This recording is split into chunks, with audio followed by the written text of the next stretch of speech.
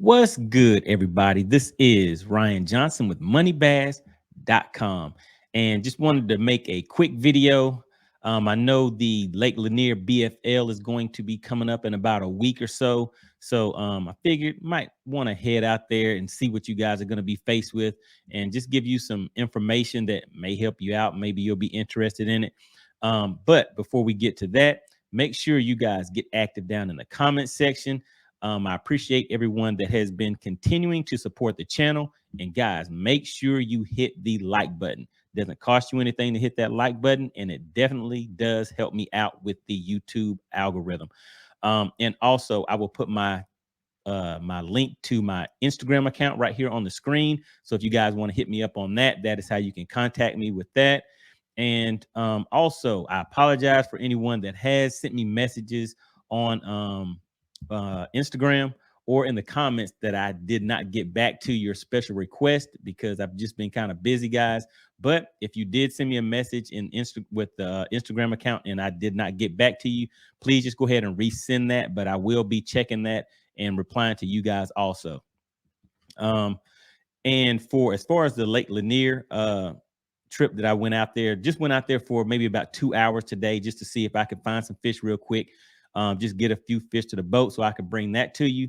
But you guys that have been following my channel, you know that we did just recently have our first tournament of the season on Lake Lanier. I will put the link to that video down in the description area. Make sure you guys always read the description because I put some good information in there. And like I said, with the comments, there's a lot of good information and good dialogue going back and forth in the comments. So I'd appreciate it if you guys would hop down in that also. Let me see. Okay, so that's about it for now. I'm going to go ahead and get into this video. Actually, let me do this first. Make sure you guys do watch this until the end. I will show you the setup that I use. And also, I was contacted by Cast King. They wanted me to do a review on one of their spinning reels. So I will do a review on that. Maybe I'll be able to get to that tomorrow. And more than likely, what I would do with that is do a giveaway with that reel. So for anybody that is subscribed to my channel, what I would say is just leave a comment on this video. Just put the word Cast King in there, and also send me a message on Instagram. And when the review video comes out, just leave a message in that also that you're interested in that reel, and I will pick someone. I'll figure out a way to pick one of you guys from that and just send that reel out to you. All right, so shout outs. I want to definitely give a shout out to the guys that have been continuing to support the channel and participating in the comment section. So the last video that I released was the one that I was just telling you about, which was for our first tournament of the Rod Benders Bass Club season. And just want to give a shout out to the guys that were participating in the comment section on that one. And that video was actually a live premiere. So the guys were in the chat and also in the comment section. So whenever I do live premieres, guys, I will be active in the chat area, so we can have an active dialogue right then at that moment. But for now, just want to give out a shout to Lee Kennedy, 362nd Campbell. I know you were out there on the water a few days ago, so maybe this video will give you some inside information on what you can look out for, because I think you'll be hitting up that BFL circuit. We have Tony Smith, Harry Estep. Then we have Derry Thorson. Want to give a shout out to Randy Robertson, Steve Parker, Darren Pearson, Schiefer Grubbs, and let's see, There He Go Fishing. I know who that is. And if you guys have been following the channel for a while, maybe a few years or so, then you know about Chicken Hawk. So got to give a shout out to Chicken Hawk. I see he's been down in the comment section also.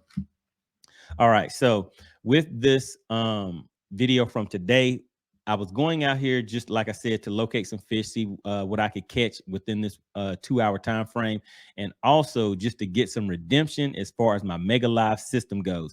I told you guys that it kind of messed up on me, broke on the tournament day of that morning. And what I found is basically it was user error on that. So my power cable had basically come loose because I did not do my permanent connection for that at that time. So I did get that taken care of, went out on the water today to test everything out. Everything is looking good. But let's go ahead and get into that video, guys. And don't forget, leave some comments. Let me know what you think.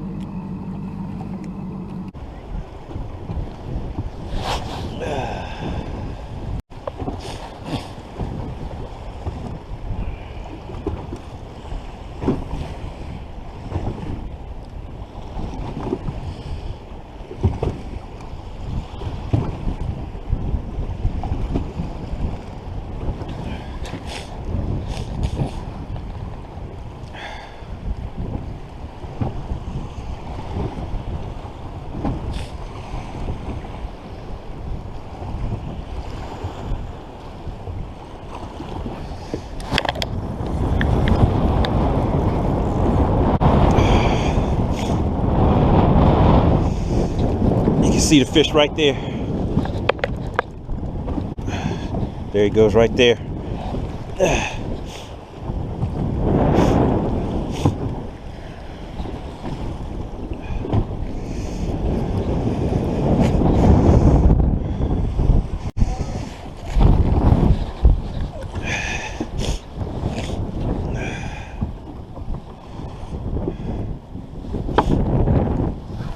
All right, there we go.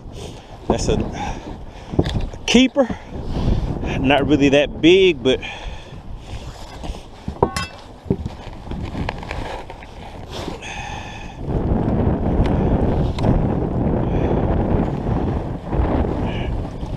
right, there we go. It's about 15 inches.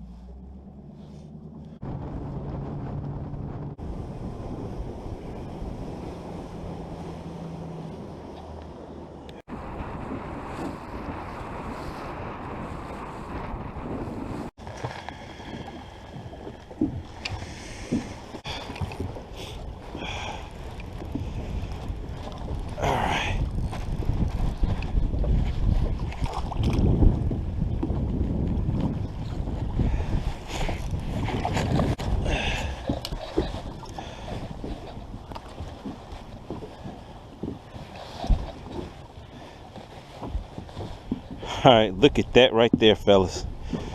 That's a nice fish. It's kind of cold out here. Water temps are 48 degrees. That fish is a good 2.5 or more. You see the fat stomach on there? All right, guys, nice day out. Nice day out here on the water, having a good time.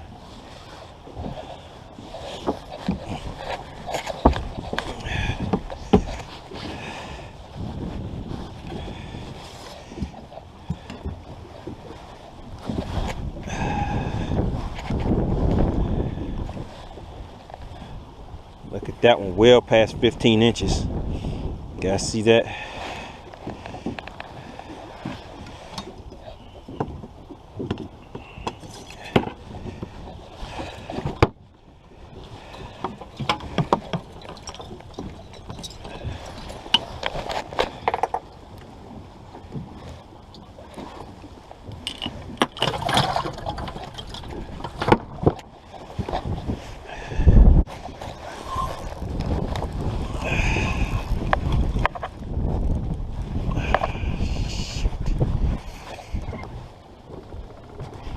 Man, my hands are so cold I can't barely reel this thing.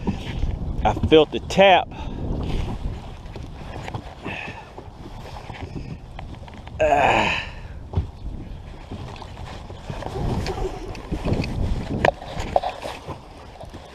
All right, double flip. All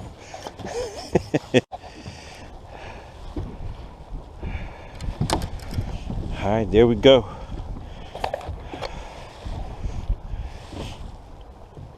All right, they're out here hugging the bottom, guys.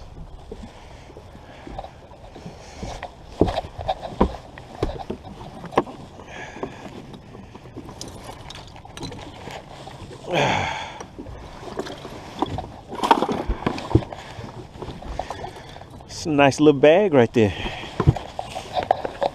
All right, guys. So there you go. That was a pretty quick and simple day out there on the water. I was able to get out there and locate those fish.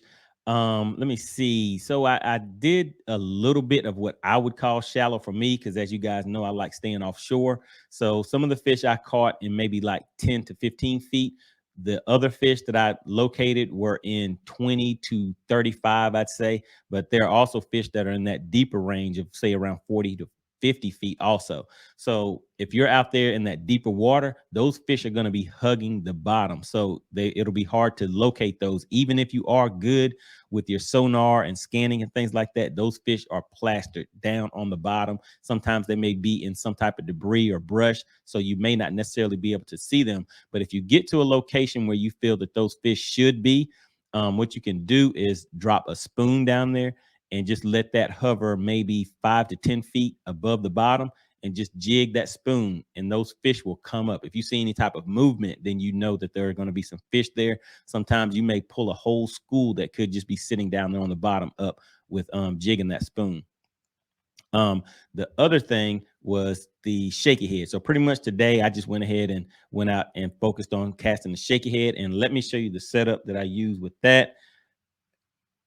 So this rod setup, this rod combo that I use is, let me just get that in there and focus for you guys.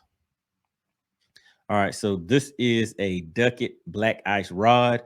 This is one of their higher end rods. It is a, let me turn that around so you guys can see that, the action on there, if we can get that in focus. All right, so it's a medium 7.2, and nice rod. I like it. You guys will notice if you watch my videos that I do catch a lot of fish using this rod. An alternative to this, before I was using this rod, I was using the 7-foot medium heavy micro magic spinning rod, and that one worked well for me also. It just has a little bit I would say this black ice 7.2 medium has a little more feel to it, and that flex on that rod, I just kind of like the feel and everything for that. But like I said, that 7-foot micro magic spinning rod in a medium heavy, that is the other rod that I would use.